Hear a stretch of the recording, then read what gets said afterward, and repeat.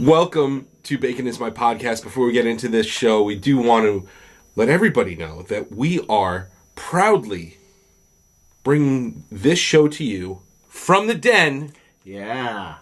That's the Deluxe Edition Network. Rocking it out. Found at deluxeeditionnetwork.com. In the DEN. That's right. We are a part of an awesome network of really awesome podcasts, such as... That's a lot of awesome that you just said there. Yes. HILF. History I'd like to... Yes. There's also Beard Laws, Spoiled My Movie. Yes. The Deluxe Edition Podcast. There's like 26 different podcasts, so go over there, check it out. DeluxeEditionNetwork.com. Do it now. We are happy to be one. Thank you so much. What's your bacon? Guys, we are so excited because Manscaped has upped the game.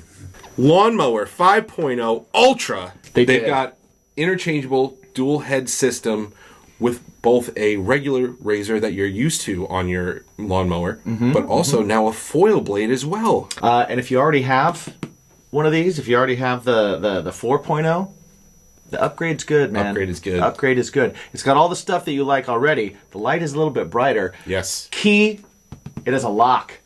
Yes. So that means in your bag, it won't turn on automatically because you're traveling somewhere and you put some shoes in your bag and you push down on it and it just turns on and then the battery's dead. That's right. You can lock it. Awesome. Awesome feature. Everything else, you've got your ceramic blades, you've got your skin-safe technology, you got all of that is the same and improved, but it's just a better system. Highly recommend. Go to manscaped.com right now. Use the promo code BACONPOD for 20% off your entire order. Yes. You could get the 5.0 Lawnmower Ultra. You can also use it on other products like the Crop Mop, which is our personal favorite. If you ever see us out in the wild, yes, you can definitely hit us up and we will give you one of those. We always have them on us. Always. Always ready to give out. Yes. So again, manscaped.com, promo code BACONPOD, 20% off of free shipping. Thank you, Manscaped. And always remember to ask yourself, are your balls clean? Mm-hmm. So we normally don't do an intro, but this is the continuation of last week's episode with Dawn from the HILF podcast, History I'd Like to Fuck. Yes. If you haven't listened to part one, go back and listen to part one now and Super check important. it out. It's not like you can't follow, but it's awesome. It's an awesome continuation of... Yeah. So go check that out if you haven't, and if you have, we're going to jump right in now. So thank you guys so much, and here we go. Bacon! Bacon is my podcast! Bacon! Bacon! Bacon is my... Bacon! Bacon is my podcast! Bacon! Bacon is my... What drew you to comedy? Like, you did you went to school for theater and stuff like that. What drew you to stand up? Well, comedy and the funny, like finding the funny was always sort of a cornerstone of everything I did. So, I did, I'm a voice actor, as we said. I'm classically trained in theater. I have a theater degree with a history minor. So technically my training is in theater. And I paid my bills as a theater actor for over a decade. So, and it was in the Twin Cities and in the Midwest, doing 3 or 4 plays a year and then filling in my income doing voices and doing commercials and films when they would come through, which they frequently did, and really good ones. I was really lucky. And then it was time to move to LA. The trick is I was a small fish or a big fish, but nobody could tell anymore, because the water got so huge all of a sudden. But I do love performing live. So even though I hadn't done stand-up per se before, I had done primarily comedies were what I was doing on stage. And I had done a lot of improv and a lot of emceeing and a lot of game show hosting and a lot of like theater or tours of places where I was funny. So like being the funny one and writing jokes was there, but doing stand-up is such a critter of its own. It's a different animal. Very unique animal. Yeah. But when I moved to LA, I frankly had the first opportunity to do stand-up on a big scale. You can perform any hour of the day, any neighborhood in this city. from big to small places. Like, it is really plentiful, the opportunities. And honestly, I just needed to perform. I needed to be on stage. There's not a lot of theater here. Right. And what theater there is, which is great, is often super time consuming and fairly far away. So it was like stand up was honestly a way to like get my fix of just being on stage. Yeah, Right. And the community of comedians is my favorite group of people. And they are sort of unique because we all perform singularly. You know, you and I talk about bands and how necessary it is to have, however big or small, however familiar, other people to make it happen. Yeah. Stand up, all you need is an audience. Yeah. And it's just you and them. There, you know, when there isn't another, it's really cool. And it's really, really a thrill, you know, because the ups and downs go even further. If you bomb, it's you, man. They didn't like you. They didn't think you were funny and they didn't like you. And that sucks and that hurts. And that's all you wanted to do was have them like you and laugh with you. And they didn't. It's like, oh, it's the worst. But, oh my God, when they're laughing with you, man, when you are you too, just you and your dumb stories. Oh my God, you know, there's nothing like it. Yeah. And so that was really what drew me to it, and continues to draw me to it, you know. And there's a grind, you know. One of the things I found is, you know, I moved here when I was 35, and I have a 5-year-old daughter. Or I moved here when I was 35, which was 10 years ago. In any event, I'm going to be 45 next week. Yay! And I have birthday. Happy birthday. I'm glad you were born. Thank you. Pearl Harbor Day, big day. Everybody won. So, you know, there is an element of like, if one were to start a career in comedy that looked like mine, but wasn't me, this would be the part where they would start doing things like going to colleges, gigging at colleges, hitting tours, opening for people, you know, and doing all these tours. And who knows, you know, I may be able to jump into that. But at the moment, I am doing LA stages. I'm doing it most days a week. Sometimes I travel a little bit outside, you know what I mean? But this is my playground at the moment, and I love it. It's really great. And who wouldn't? Really, I mean, if you're going to pick a playground, this is the one to pick. Yeah. Right, yeah. And you got to get the 1,000 hours, right? Like, that's the whole thing. Yeah, that's right. Is you need to have I think it's really interesting because we've had comedians on, and for the most part, I mean, we've had LA comedians, but we've also had New York comedians, and for the most part, yeah, like you do have like a tight knit of like a few, like 3 or 4 people that you kind of are with, but for the most part, comedians like shit on the other comedians, like, but not in a comedic way. They're kind of like they're very judgy and they don't enjoy same way that. Musicians do, though. Yeah, you know, it's that similar thing. Right. But you seem to you think very highly of your community and stuff like that. So like, who are some of the people? Who are some of the people that the people should be checking out and who are part of your group? We think highly of you already. So like, well, great. Oh, that's really nice of you. You know, I'll give you a name you know. I'll give you a couple names you know, just so I can reinforce why you probably already like them and you should. And I will also name drop, thereby making myself more impressive. Of course. I've worked closely with Jim Jeffries, and who's an Australian comedian. Yeah, he's so great, and he is truly the nicest guy, and also the most like himself in real life when you're just bullshitting and talking as he is on stage. I find that for better or worse, there's sort of like this spectrum of real life green room personality and then on stage personality. And I MC a lot of comedy, meaning I'm introducing shows and then introducing every comic, which means I just see a ton more comedy than even other comedians because I stay for the whole fucking show and I kind of got to watch everybody, you know? Yeah. And there is, and I have to get introductions from everybody. So I have to at least talk to every comedian, even if it's just for a second. And you find that with some folks, there is a huge gap between who they are in the green room and who they present themselves on stage. And sometimes there's no daylight at all. It feels in the green room, they are speaking at the same volume with the same command as they do when they're on stage. And it's kind of exciting. Jim Jeffries is one of those, and truly nice and truly genuine and very humble and just like the nicest, funniest guy. And Bill Burr is also another huge name. Yeah. Now, I didn't work with him. I've worked with Jim Jeffries and like I've been on his podcast a few times, and like I'm not going to say that we're buds, but like if I tapped him on the shoulder, he'd be like, "Hi, Dawn." You know what I mean? Right. Bill Burr, I just opened for him once and met him one time. And I was very excited because I'm a huge fan. I think he's so funny. And he was colder. He was a little colder. But I want to tell you why I love him even more, despite the fact that he wasn't like a sweetie to me, right? And why everyone should love Bill Burr and artists like him, regardless of how they might be to you personally in a moment. He wasn't rude to me. I sort of met him backstage. I was like, this is your MC. So, and I kind of want to know, especially when they're big names, mostly is there something you don't want me to say? Because sometimes I have a credit I love and they're like, don't mention that. Or just quick. Or do the like, him from like, what do you want? And and he was like in his notebook, which is a comics thing, going through your set. What am I going to say? Switching around words. Is 16 funnier than 18? Sometimes you're doing, and sometimes you're just running it, whatever you're doing. It's the work in your notebook. And he was doing his work in his notebook. And not only is Bill Burr one of the biggest comedians ever, of course, but like this club that we were in is in Burbank. It's a smaller club. It's a couple hundred people in the dinner room. Like this is hardly his biggest show, but he was displaying genuine nervousness that wasn't like I'm afraid of anything, but I want to do my best.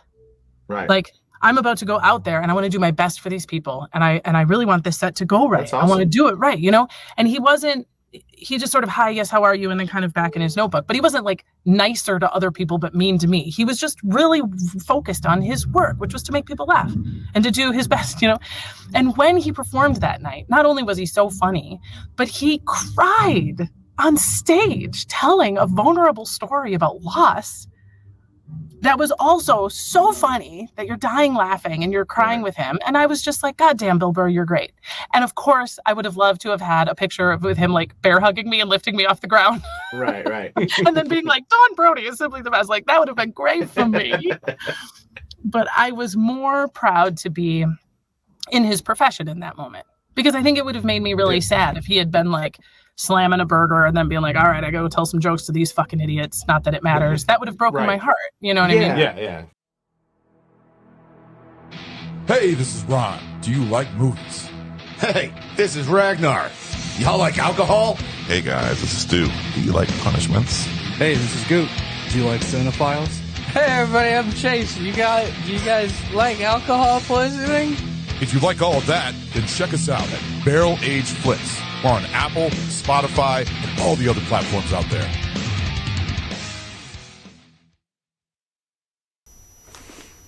Have you noticed some new things on Bacon Is My Podcast?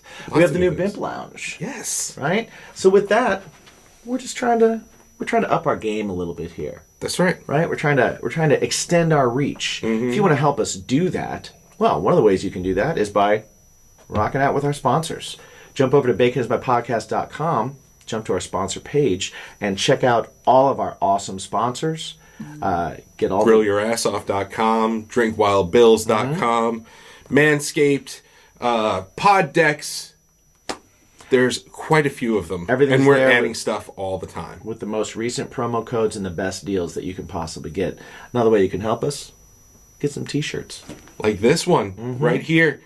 It doesn't come without the sleeves. It gives you the option. But it gives you the option. Yeah, you get it with sleeves. You don't want sleeves, you cut the sleeves off. That's right. That's how it works.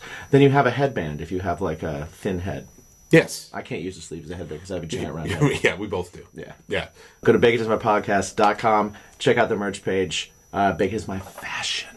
Yes. Right? And you can check out all the latest episodes. It's kind of like a portal to everything Bacon Is My Podcast, including our music. A portal to bacon. Yes. Including his band, Craving Strange. Yes, my band, Something Heavy. Also, Bacon Is My Passion, the band itself. So music coming. Yes. So go ahead. Check it out. Costs nothing to look. So go ahead. You should buy. You break it, you bought it though. You know what? I relate to that 100% because anytime we do the opening, or even when I've gotten to be backstage at things where there are more notable musicians, right? Playing, and it's not just our local scene or whatever. It is a bigger artist or opening for a bigger artist. The ones that like have that attitude of like, yeah, every show's Madison Square Garden. It's important.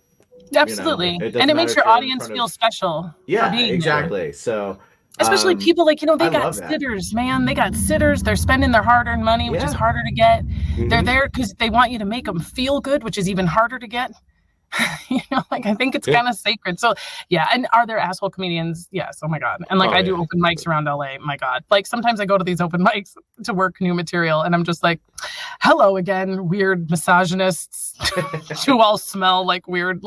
If you want to just, see that, it's easy to see because it's everywhere. But that doesn't mean I have a little bit of a theory that I want to run by you just to see what your thoughts are on it, because there's been a growing popularity of comedians with their social media channels and their YouTube channels, things like that, of they're posting dealing with hecklers, and that's become a very kind of popular thing for people to seek out and look at.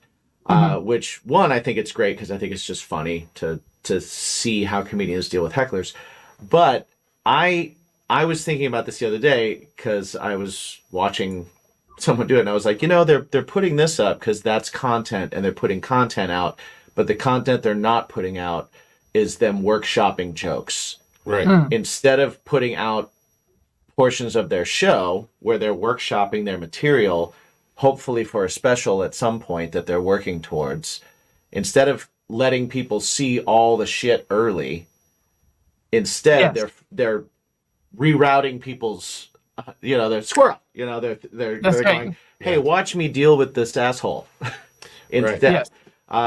So I think that's a conscious thing. I think that's a thing on purpose to say, hey, look at me do some crowd work. You don't get to see what's happening in the special, but it keeps me relevant and it keeps my jokes out, and I'm using social media like it should be used, and I'm on it. Disagree, agree? Do you see it differently? I agree. I think that's true. I mean, it's such a new nut to crack, which is this demand for constant content from any kind of creator, especially in my industry. I don't really do that for a million reasons. Among them, oh my God, who has time? Right.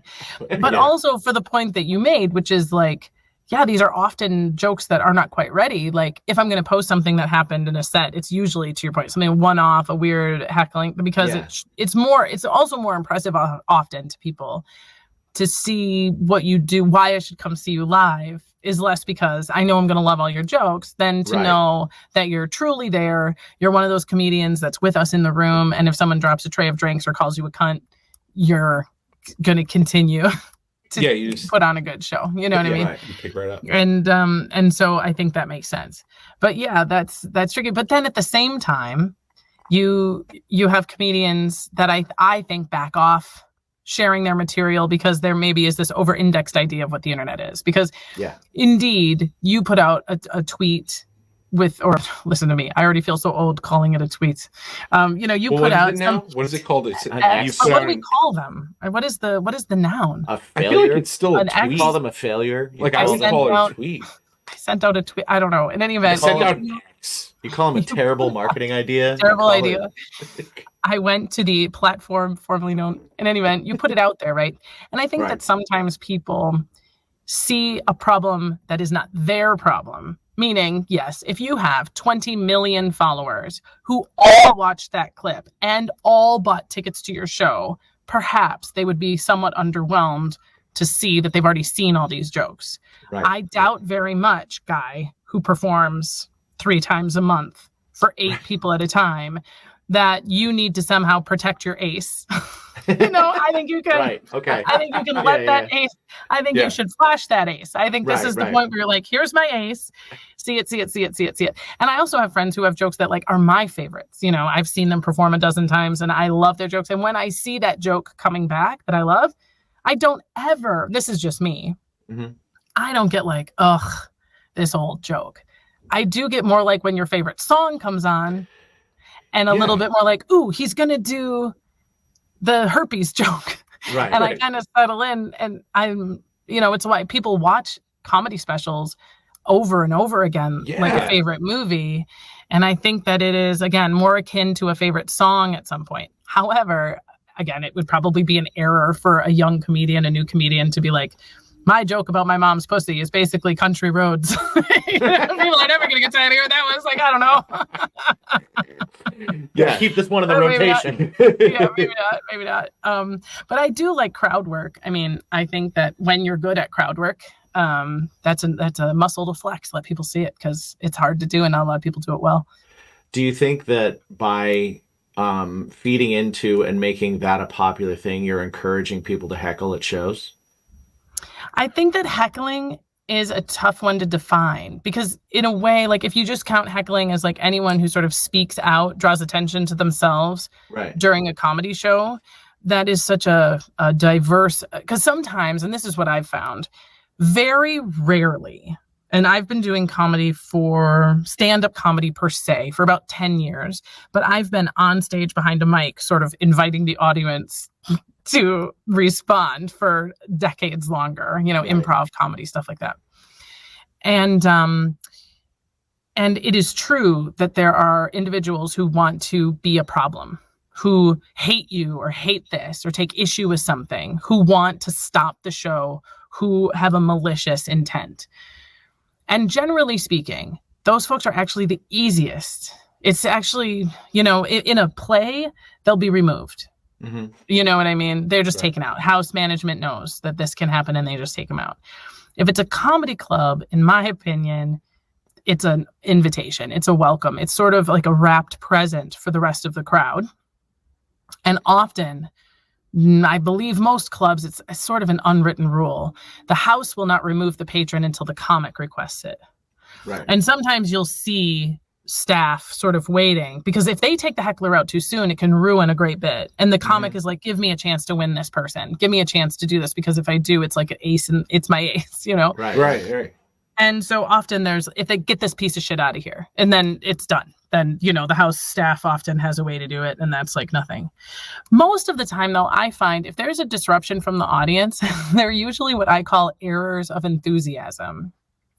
And it's not just people who are like out, who aren't out a lot, who love comedy, who are just speaking up, who are just like, like just being vocal, and maybe their vocalization came at a weird time, and that, or you're talking about something that really touches them. That's often the thing. If you're telling a joke, you think your joke is just about designing women. So, an old show from the late 80s, early 90s. And this is my joke about designing women. And there's these 3 fucking women that just started screaming and won't shut the fuck up. The fact is, they probably fucking love designing women too. Right. It's not that they're being drunk jerks. You can tell the difference. Connected. They have some sort of book club called Dixie Carter Reed. You know what I mean? They are like, you just happened to tread on something that like sparks them to such a point they got to stand up and say or speak, Yeah. Mm-hmm. And there's so many ways. But the problem is often too, your joke is so hinging on timing that usually the reason a comic reacts with like, shut the fuck up, is because I'm rolling elegantly into a punchline that I've crafted, Yeah. Mm-hmm. I've done it, and you making me stop and address your book club ruins my joke, because I'm not going to be able to get back into the dun right? Mm-hmm. But that pays off. Again, the audience will love you more if they see that you're there, you're hearing, and you love them, that you're also erring on the side of, do you love designing women? Let's see this moment. Let's see this moment. Squeeze that orange for a moment if we can, right? Yeah. Or you get to know, or they're like, oh no, she's found something in her purse, or she dropped a drink. It's those moments can also be rich and opportunities to be together and connect, especially now when we have Zoom and we're so distant. There's something so precious about just being in a room still together and laughing together, and you paid money to come out and eat and drink and laugh. My God, how could I hate you? That's where I think there's such a commonality between being a performing musician and being a performing. I used to live with 2 comedians in New York City, and so it was me, the musician, and the 2 of them. And so I was out doing open mics. They were out doing open mics. We would end up back at the house. I'd go see them. They'd come see me. Yes. And we would talk about, and with one of them, we had talked about, like, we would often have a conversation about what are the common amazing things that we get to share, and then what are the common annoying things that happen. And then also we'd get into like the he would try to tell me how it's so much easier to be a musician, and then I would try and tell him how much easier it was to be a comic. Yeah. And we would get into that all the time, but we would find more often than not, it's like that connection with the crowd, those times where you get the connection as a musician, I think I feel like you actually get more opportunities to do that. Because it's part of the show. We're singing songs to you that are supposed to reach you on a level that you know we're like that. And it's I feel like it's to some bands, I guess we're very beholden to like, okay, we're on a time crunch and it's got to be this, and we're doing this, and we're trying to rehearse this, and but we have to base whether something's good or not based on the reaction. We have to the one thing comedians don't get, people don't yell at you guys to do other people's shit. Like that's where I won every time. I was like, yeah, you're never gonna get like, yo, do that Tom Segura bit. Oh, right. Funny. Yeah. It's like, oh, go fuck that's right. yourself. That's right. There's because if comedians do that, they'll never work again. But if musicians do that, they actually get paid. They get paid more to go to a wedding. Yeah. They get paid more. Yes. Yeah. You know what? There's one opportunity in LA, and it's on Halloween, or like the week leading up to Halloween, and it's at this club called Flappers in Burbank, and they do Dead Comedians Night. Okay. Where for one night, comedians do their favorite bits from a dead comedian. And That's you can awesome. either do an impression or you just do their jokes. And I kind of love it because I think it's like everybody gets it. It's sort of like green light. Like I'm just doing my favorite Mitch Hedberg. Like, I just want to tell Mitch Hedberg jokes. I'm doing it tonight. Don't let me back. Please don't let me not on. Don't let me not in anymore. Right. And everyone's like, Jerry Seinfeld's not dead. Okay. Right. So right. Just like their career is dead or something doesn't count. Right. I'm not going to mention this. Yeah. Oh, man. But I do. I love it, man. And I'm sorry. Should I go on with Robin Williams? Yeah, he's great. I mean, if that's the thing, then there's some you just can't. You can't tell a Robin Williams joke. Yeah, right. Without, because half of it is the delivery. Precisely. Over half, 80%. I don't know if he could have told it again. Yeah. I was gonna say I don't even know if his jokes, like if he tore, like he, especially like toward the latter end of his career, he wasn't really touring on jokes. He was just kind of like he had bullet points and then you just fucking talk. Mm-hmm. It's an experience. And just do his thing. Mm-hmm. Yeah, exactly.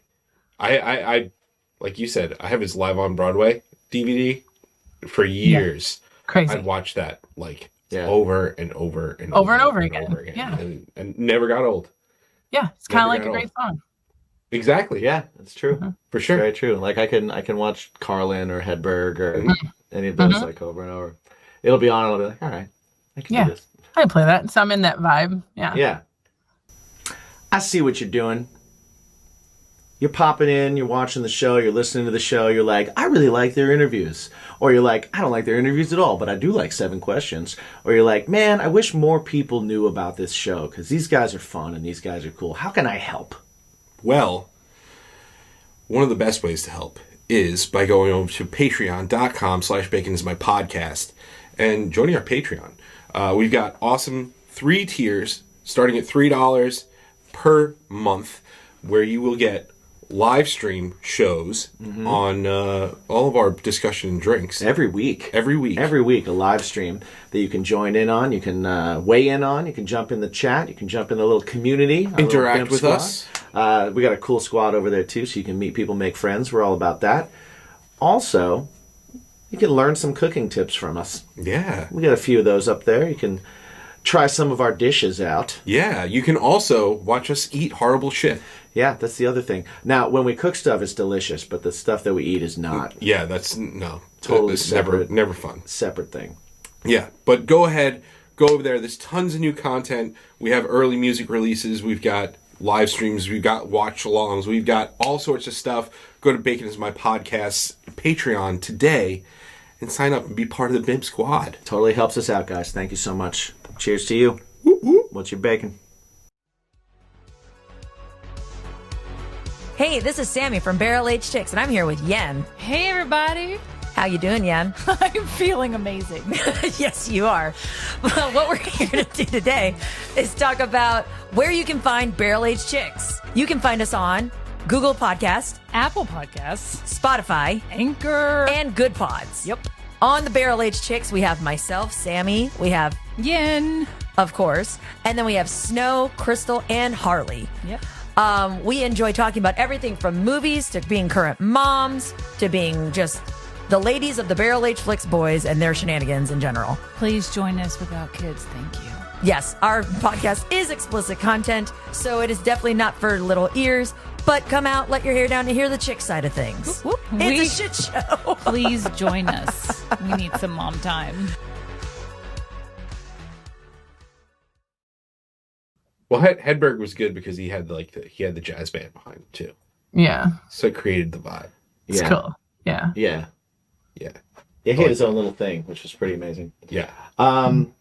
So we mentioned in the 7 questions that people can go to your website to find out more about you. I did go to your website to find out more about you. I found I found your reels, which are amazing. I think people should watch those. Those are fantastic. Mm-hmm. Thank you.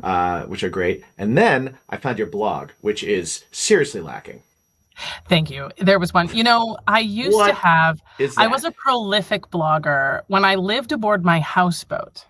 Yeah, I was super excited because I saw the blog for the houseboat, and it was like on it, and it wasn't the houseboat blog. And I read it, and it was like, let's go. Something problem with the engine. We got to move it to Monday. We're gonna go then, and then we decided to go, and then I got no more of that story.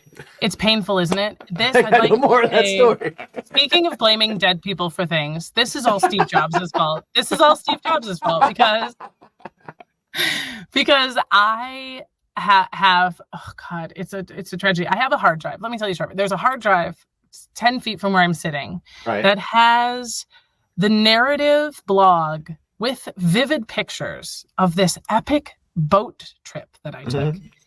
In October of 2012, I had lived aboard this houseboat for 6 years. I untethered from my mooring in St. Paul, Minnesota, and my now husband, my dead dog, he was alive at the time. There was ashes of a dead dog aboard as well. We went 1,800 miles down the Mississippi River. It took 33 days to the Gulf of Mexico. It was this epic, Lord of the Rings journey. We almost died every day. We met this sage old woman named Fern who gave us life-saving advice. I mean, it's a wild, epic story. It is 100% true and makes me a lot cooler if you've read it. I don't know why I can't get this fucking bitch back online. It is a number of things that I think are one is there was a huge technical difficulty. Once I realized in 2022 that I was approaching the 10-year anniversary of that trip, and I now live in LA, where people will be like, "You did what?" versus the people who knew me then who were like, "Oh yeah, it's the coolest thing we've ever heard of. We talk about all that." And I mean, this is the city to brag and tell everyone you're cool as shit. And that hard drive was dead. It would not open. It was the only time I've ever had a hard drive truly die. And then the computer that it was on was dead. And it was like, oh my God, is this blog actually gone? Because my website had gone down and Steve Jobs changed the way that website, the iWeb was the original host. Then I had to switch to something else. And then that went down. Anyway. And then I found this beautiful hacker. If you're a huge HILF fan, she was my guest on the Anne Boleyn episode. Her name is Encrypt. She literally is... She's this cool girl from East LA who helped Sony during their huge hack. Yeah. She's amazing. She's hot. And I was like, Encrypt, I need you. And she was like, girl, I saved Sony. I can get your hard drive back. You know what I mean? And she did. And so then the hard drive came back to me. So now your question is, why haven't you done it now? You told me why you didn't do it a year ago. Why haven't you done it now? I don't know. Because I have to plug it in and I have to look at it and I have to go through the whole thing. And it makes me sad a little bit because I miss it so much. And I'm also busy and it's going to take a whole day. And then I spend this whole thing and it's my history. It's not about George Washington. It's about me. How about a book? Ooh. It's a really cool, beautiful. When I get it up, I will send you, before I tell the world, I will send you a little message. And I'll be like, I want to read this. Refresh, girl. It's there, girl. So I'm super excited about that. Just one, I have a kindred spirit thing because you lived on a houseboat and I lived in a van. I don't know how those connect, but it was when I also decided okay, I can either, I wanted to be in a touring band and I was I can either not go on tour and I can have to work 3 jobs to afford a place in New York, or I can live in my van and spend time at the rehearsal studio.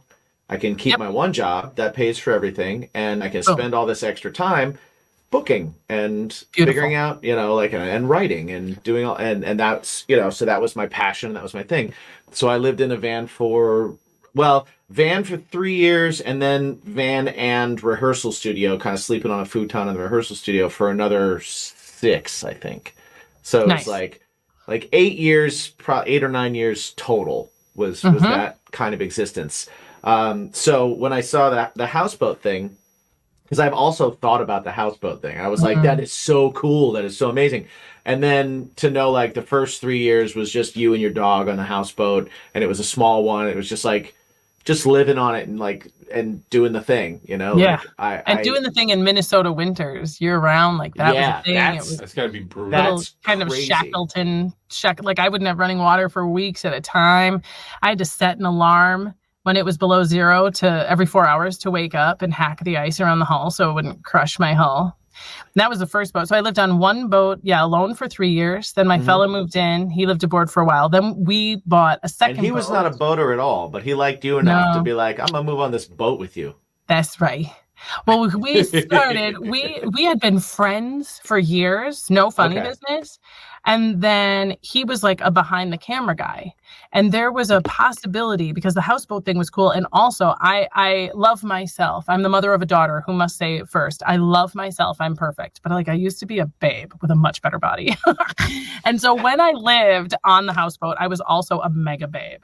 Again, love myself. I'm perfect. But I was a baber. Big time. Right. All right. And so TV was like, ooh, there is this babe who lives aboard a houseboat and does all this cool stuff. She should be on TV. So the History Channel, so there was sort of some sniffing around by various reality shows that were like, we just need more footage of you.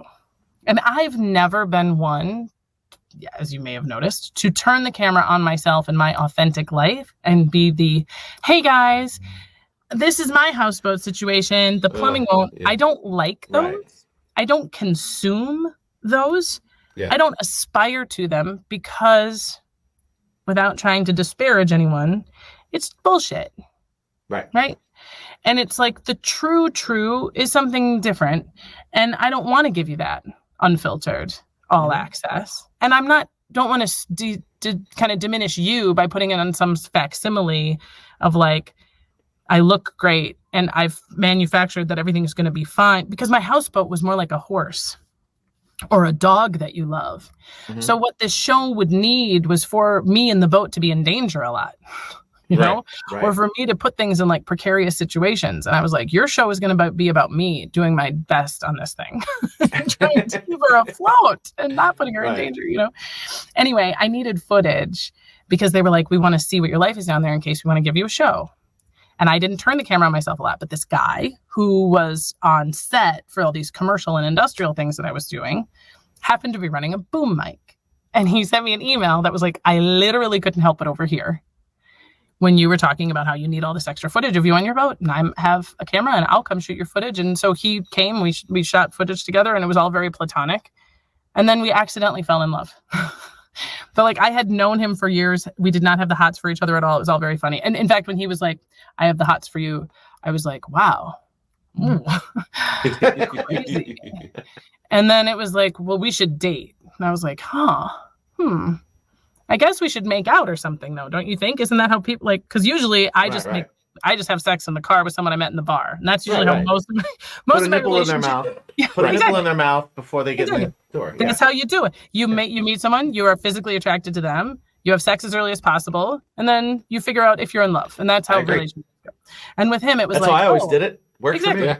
Then you're like, oh no, this is like, we've obviously worked together closely and make each other laugh and all this stuff. And then now I gotta tell you, my husband is flawless. He's gorgeous and brilliant and easygoing and so funny. And I just like, when I think about how I was sort of passive about him, that I was like, yeah, this guy I know, like I get a cold chill up my spine to think I could have like slept and missed the greatest dude ever. Like, what a dummy. That would have been a big mistake. But yes, he moved aboard knowing nothing about boats, but knowing this sweet ass, I'm a great captain.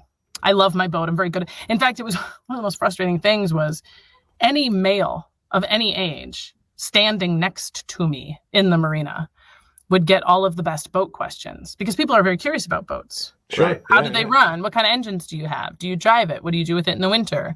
How does the plumbing work? All these questions. And people would know, I live aboard this boat. I own this boat. I am the pilot of this boat. I hack her ass out in the winter and I flush her out in the spring. And they would just casually look to the man next to me and say, so what kind of horsepower do those engines have? Are they inboard, outboard? And you'd see, and the dudes I know are like choreographers. They don't know shit. They'd be like, oh, I don't know. And they sort of point at me like, that's like, the it's one. in the water. Ask her. Yeah, I know it floats. Yes. And I'd be like, Paul, person asking, I live on this boat. Why are you asking this man you have literally seen for the first time? And they're like, oh, it's just, I don't know why I can't. He's got a dick. Imagine that a woman would know this. Figured that dick made him have answers to questions. Wow, you must live in the future. Amazing. But I lived aboard 2 different boats over the course of about 9 years in St. Paul, Minnesota. And then I moved to LA in an RV. And we lived in the RV for another 4 years. Nice. Yeah. So I didn't really have active, real plumbing. I had a gym membership.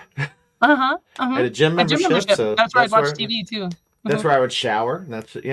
I had the remote start. So in the wintertime, I'd be sleeping in the back, and when I'd had the alarm so that I could turn the car on, and it would heat up for me, and then it would turn itself off in 20 minutes. Sophisticated living. That's Yeah, that was a good one. Until the owner of the studio was like, I see you parked around the corner. I know what you're doing. Just sleep in the studio, just please. Go. Yeah. Just sleep I in the can't studio, sleep please. until you get inside. Yeah. Right. Yeah. Man, I'm such a pussy. In your houses and apartments. Yeah. Well, hey, it's but yeah, I as soon as I read that, I was like, oh, I get it. I get you. I understand. You understand? You understand me? You understand. We just need to know freshwater, gray water, and heat. Right. Yes. That's it. That's it. That's it. I could do that now. I wish I could do that now. I would RV it. I would RV it 100%. RV, yeah. I would definitely. I would houseboat it too. I think that would be fun. I would houseboat it on a river though. I wouldn't Rivers in in New York. Island. I see people in New York and I'm like, you're just asking to drown. That's what you're doing. No, a river's the key. A lake is beautiful. Yeah. But it's knowable. You didn't get on a boat to see a knowable shore. Right. As Rear Admiral, my favorite woman, said, was a ship is safe in harbor. But is that what ships are for? Nice. I like that. How so what was the moment where you felt most like a pirate? Or you allowed yourself to be Oh boy. Well, I wish it was a story from the boat trip because man, there were some harrowing moments out there. And that was less like a pirate and more like a sailor. Right. One of the most pirate evenings, you live in a marina, you're with boat people. River rats are a specific kind of boat people. Just wonderful, wonderful, colorful, whimsical, improvisational and lunatic, French to a person. And we would spend most of our evening, I mean, you can imagine 9 years, year round, we spend most of our evenings around this giant bonfire pit that was kind of up on the hill, it kind of overlooked all the boats, all the docks could kind of get there to equal distance. It was brick, it was beautifully masoned, it was well made. And there was always wood from the woods because we lived in a nature preserve. So the people who worked there would often be thinning the woods. There was always tons of wood to burn. Right. And there was always some bottle of something being passed around. And there was this guy who lived in the marina for a while, and people would come and go because that's, again, the beautiful transient nature of it, right? And some of us lived there. I lived, there 9 years, but a lot of people would come and go or were seasonal. And there was a few years this guy lived down there named Richard, and he looked like Gandalf. He looked like your salty old sailor. He was an old man with long gray hair and a long gray beard. Right. Yes, he was your gnome, 100%. And he was building a boat like Noah out of wood that he had found in the desert, but not just found, kind of, wherever he could find it. He would find it from the woods around, but he would also buy pieces from barns that had fallen down. He would go and see that is the perfect piece, and then he'd bring it down to the marina, and he would go out there in this beautiful body. He was either 35 or 80. You know what I mean? One of those guys, just like, right, he was right. tanned, like his skin, he was somehow like totally ripped and hot. And, but like, he looked like an old baseball glove, like he was toned and hot. Like, he was very handbaggish. Right. Yeah. Like what Johnny Depp would have looked like without all of the heroin, like without the bloating. Right. And just like, and also you can feel when you go by him that this is the embodiment of Jack Kerouac. This is the man. This is the guy. This is your Whitman. This is the one, the American sort of icon of Mark Twain. He's real and he's here and he's building a boat like a biblical character. I mean, you couldn't help but kind of be pulled towards Richard, And Richard, of course, lived in the dregs and bottom portion of the boat he was building, or in the back of his truck next to it while he was going. You'd stop by it. And in case you can't notice, I talk to everybody. And I smoke a lot of dope, and I love smoking cigarettes at the time and drinking whiskey as I do now. So that means you can make friends with just about any river rat. Oh, yeah. Yep. Yeah. You want to. And I have a dog, so if they don't like you, they like your dog. You still get in there. Yeah. And he would come down so to many the door fires. openings, yeah. So many. And so we would sit with Richard and hear about his adventures around the fires when he would sort of deign, to come down to the fires. So he'll be like, oh, he's here. And you'd get another bottle, keep going. One night, Richard came down and he knocked on the doors of only a few of us, mostly the year-round liveaboards, because we were kind of the diehards. And he said that he was going to roast some pheasant up by the fire, and would we like to join him for the evening? And of course, we were like, fuck. Yes, Richard, yeah, right? Canceling every other plan. Yeah. Yeah. And he had all of these beautiful little pheasants on spits that were like placed on the fire, and he was turning them and he was whittling something and he was just moving around these things and he's passing around the bottle, and we're laughing and we're telling stories and we're smoking dope and we're getting drunk, and it just keeps going. We ate the birds. They were great. And at about midnight, Richard says, to get the call of the river rat, the like wild call that we all do, he goes, who wants to go on a boat ride? And the answer is always yes. Somebody will always suggest it. It's usually fuck, and we all jump up. Fuck yeah. Whose boat? Who's going to be the idiot that's going to untether their home and head into the black mystery that is the river tonight, And who are the idiots who are going to get on board with this drunken maniac and ride along, We were all like, I will. So we all get on this boat. This thing, he had this this pontoon boat that he had like made himself into with this like weird 2-story. Just very, very topsy-turvy. We pile on this thing and we get on this boat and we pull up off the river. We travel. We're singing songs. We're playing music. We get up. Finally, we realize we're done because you have to go upriver, of course, to get home. Right. So we pull off into this channel and we anchor and we take off all our clothes and go swimming. It was inevitable. So we are now drinking, laughing, smoking, naked in the river. This bright light, like God, like aliens, shunk, just lights us up. Like the blinding brightest light you've ever seen, just lights us up. And we hear the voice of a captain saying, you are in the channel of the Minnesota River. Move your boat immediately. And we all know this is a barge. And barges, girl, they're the freight trains of the river. Right. This isn't about who should move. This is you will move or die. Like we can't stop. Right. We don't stop. We are thousands of tons moving on a current that is moving.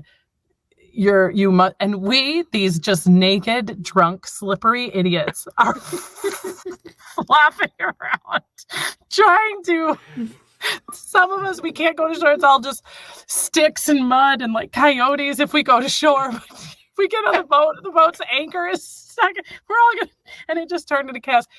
We survive. We get out just in time. The wake almost swamps us. The captain yells at us on the radio from the barge. We finally get our titty up, get dressed, get back on the boat. And that was easily one of the best nights of my life. That's incredible. And I feel like between the beard and the captain and getting in trouble and almost dying and sex, drugs, and rock and roll, it was definitely the most pirate night that I got. Everybody lived. It was a miracle. That's amazing. That's amazing. Awesome. Thank you for asking me, my friend. I haven't been able to tell. I haven't told that story in over a decade, man. That was a joy. Oh, nice. Awesome. Awesome. I don't think you could top that. I'm glad to have brought that up then. I don't think you could top that at this point. Certainly not. And I don't know where Richard went. Richard finished his boat. We smashed a bottle of champagne on him and he took off. I have no idea where he went. I don't know his last name. He definitely isn't on the internet. He's still sailing. He's somewhere, man. He's somewhere. He's somewhere. Off in the sunset. Tortuga. Yeah. Long live Richard. Yeah. Hell yeah. That's awesome. Dawn, we've taken up so much of your time, and we haven't even That's the way to end it. That's the way to end it. There's nowhere to go from. There's other questions here, but no, we'll save that for the next time. We'll do another like two. Yeah, for sure. Dude, doors always open if you ever want to just bullshit and have a drink with us. Just let me back. I will say yes. I'm a sure thing for you guys. You are my bacon. Thank you so much. Yeah. Thank you so much for joining us and bringing your light to our show today. Oh, we appreciate that. Yeah. I'm so glad to be asked. Thanks so much. Yeah, guys. In January, we're going to be on her show. Yes. We've recorded it already. Yes. And I'm not going to spoil anything, but there were some shenanigans happening in terms of, listen, we talked a little bit about the Montreal screw job. Yeah. There was a HILF screw job. There was no HILF screw job. Where there was... You lost fair and square. No. Mike didn't screw Mike. Fight. Dawn screwed Mike. No, Mike didn't screw Mike, and Dawn didn't screw Mike. Mike didn't know the answers to the questions. Jim knew the answers to more questions. Not all the questions, just more questions. I'm not gonna lie, Mike. I've reviewed the tape, and you were done wrong. You got questions. I was done. See. But I will also say that. But I also knew all the answers to your questions. You did not. I did. I came in. You didn't. I came in and answered the very first question that you blew. Yeah. I had the correct answer immediately. But the second one you didn't. It didn't matter. I was already ahead. And then from there on. I can't wait for your listeners to be like, what the fuck happened? Why are they so mad? Oh, it's good. It's good. Yeah. Mike's mad because he lost. That's all. Mm-hmm. That's fair. Well, thanks for ruining everything, guys. Oh, no. Spoiler. Mike lost. Everybody knew that going in. Oh. Trash talk happening. That was nobody listening right now was like, oh, Mike probably won that. Listen anyway. It's like Titanic. The boat sinks. Watch it anyway. All right. But January, Bimpy week. We're gonna give you the Bimpies, and then that Wednesday we're not gonna be on our feed. We're gonna have a little message for you, and That's you right. can go to Dawn's feed because you can listen to her awesome show, and you should listen to it now anyway. Yeah. Enrich yourself. I'm waiting for you. I'm there right now, waiting for you with hot She's history. there. Yes. So much history. Go fuck some history. Exactly. It's such a good show. It really is. It's I liked history anyway, but I like history better when I'm hearing you tell it. Yes. Oh, thanks. Which is awesome. So thank you for making me and others smarter. Oh, it's my pleasure. I'm glad to do it. The world needs that. The world needs that. We're here to make everybody have some dumb fun, but you're here to make people smarter, and that's important. It is, and you got to sneak it in. You got to sneak it in with the F word, Right. and then they don't even know it's happening. You do, and I appreciate that too. I get that too. It's what a great name to eliminate who you don't want to deal with right off the bat. Fuck the squares. Exactly. And you get the people that are like. Oh, this is going to be awesome. Then you get the people that are like, she says fuck. It's amazing. I like it. Love it. So, Dawn, before we sign off here, let everybody know where they can find everything you and everything HILF. Oh, well, thank you so much. It is HILF Podcast on all social, HILF Podcast. And you can find it on all of your streaming, wherever you listen to a podcast, you will find HILF there. YouTube at HILF Podcast. And then you can find me, Dawn Brodey, Dawn, Brodey. And anywhere you find me, you'll find a quick link to HILF. Awesome. Nice. So awesome. All those links will be below, so please check those out. And remember to ask yourselves. Yes. Every single day. One super important question. The most important question. Dawn, what should they ask themselves? What is your bacon? Dawn Brodey. Yes. Dawn Brodey is fucking awesome. She really is. She's a kindred spirit. Right. And it's so funny too because when we got added to the den, for reals, like, for some reason that podcast spoke to us. Yeah, right away. And man, if we weren't stuck in that car coming home from Cleveland, we listened to a few. Well, and to be honest, if it sucked, we wouldn't. She wouldn't. You know what I mean? Like, right. We've definitely tried out other podcasts before Yeah. to see if we wanted to have them on the show, and those podcasts didn't hold our attention. Mm-hmm. And so it was like a lot of promise going in, and then it was just kind of like, I don't know. Yeah. I don't know if they'd be interesting, but her immediately She is was just like a gravitational force. She's a storyteller. She's a great she's storyteller. Funny. You know, she's personable. And she's into it. Yeah. She's into it. She's passionate about it. Like Yeah. that comes you through.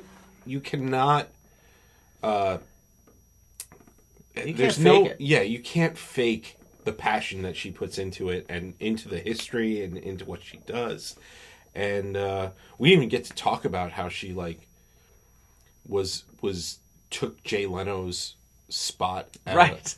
Like she is legit. She's doing her fucking thing. Yeah. She's great. And yeah, again, first ballot guest of the year. You heard her. She's great. Guys, I'm just gonna tell you now. It's December. In November. Girl's getting a gnome. Go vote. Girl's getting a gnome. Go vote. Vote now. I can't imagine.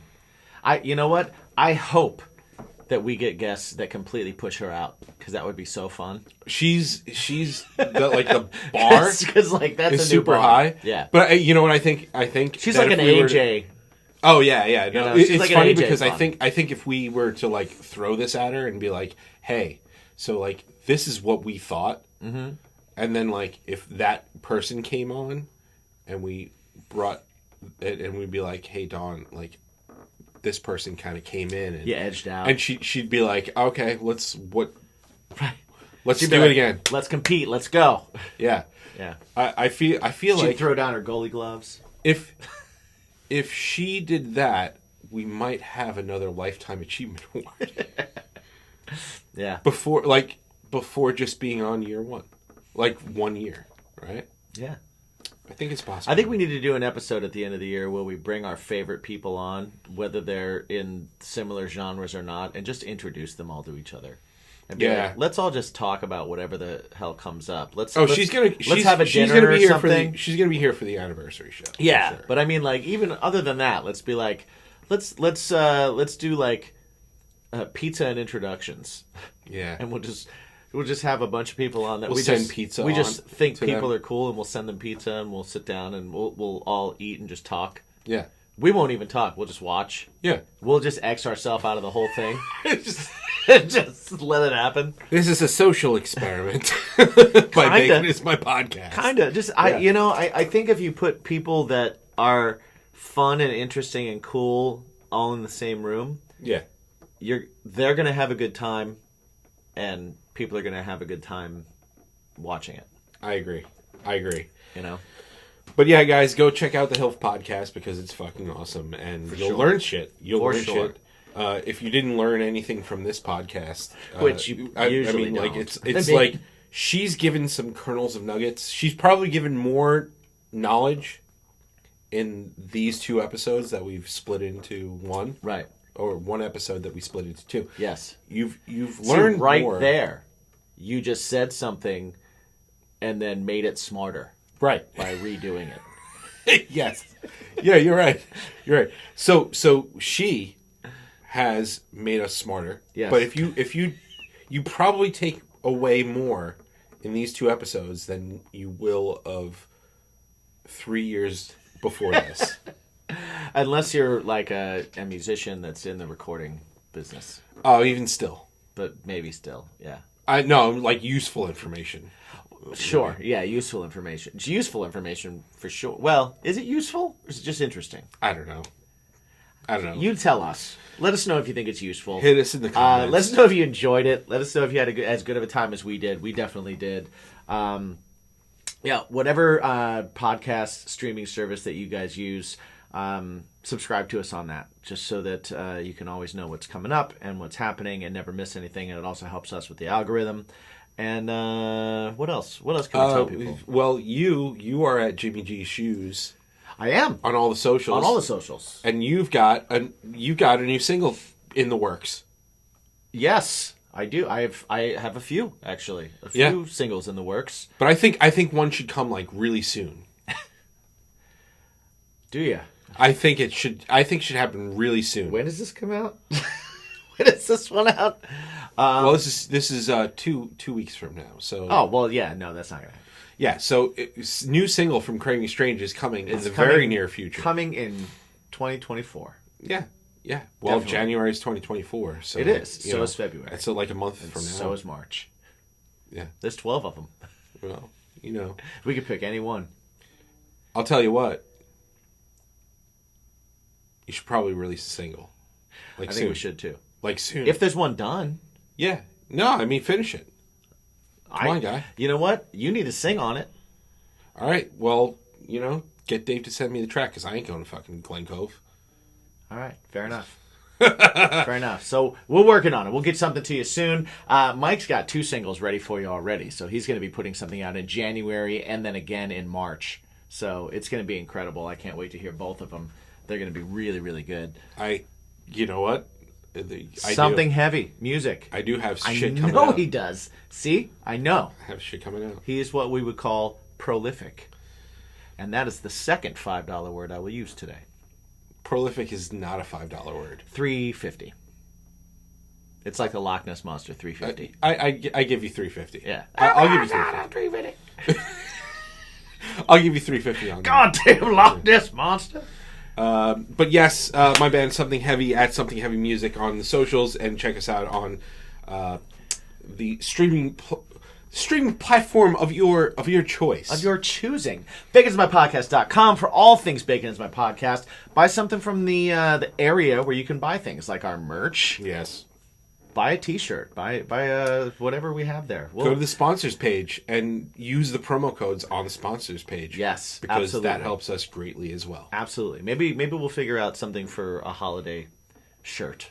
Yeah. Or something, or sweater. Maybe a sweater. Sweatshirt. Sweater. Maybe a sweatshirt. Okay, so there will be a holiday sweatshirt. Yeah, we'll figure something out. We'll put it out. We'll put it out for you. So check it, and if it's not there yet, check it again. Just check every day. Just go there every day. Refresh. If you want to help the show, jump over to patreon.com/Bacon is My Podcast. Sign up for one of our tiers. They are awesome. You get extra content. You get live content. You get new stuff from Something Heavy all the time. New stuff from Craving Strange if I ever get everybody to say yes and allow me to do it. Maybe I'll do something. I should do something. You know what? 2024 is going to bring all kinds of good stuff. So we're gonna do things. So jump in now so that you're on the ground floor. You know what I'm saying? That's right. You know what I'm saying? And then you can tell 2 friends, and then they'll tell 2 friends, and then they'll tell 2 friends, and it'll spread like chlamydia. Herpes. Yeah, chlamydia. Yeah, herpes. Yeah. This spreads easier. I agree. Chickenpox. Lyme disease. Thanks for watching. We appreciate you. Thanks for listening. We appreciate you. And COVID. Have a great rest of your day. And remember to ask yourself every day, have you been vaccinated? And what's your bacon? World peace. Shazam. How do you want me to get this to you?